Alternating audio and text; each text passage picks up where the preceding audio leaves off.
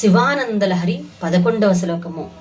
వటుర్వాగేహి వా యతిరపి జటి వా తదితరో నరో వా యః కచ్చిద్భవతు భవ కిం తేన భవతి యదీయం హృత్పద్మం యది భవదధీనం పశుపతే తదీయస్త్వం శంభో భవసి భవభారం చ వహసి తదీయస్త్వం శంభో భవసి భవభారం చ వహసి.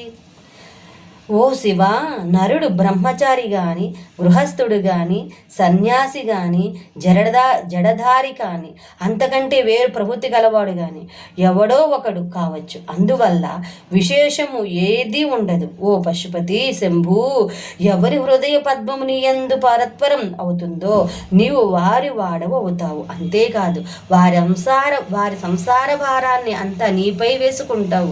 మానవుడు ఏ ఆశ్రయములలో ఉన్నా అతడు శివపరాధీన చిత్తం కలవాడైతే అతని భారాన్ని అంతా శివుడే వహిస్తాడని భావము.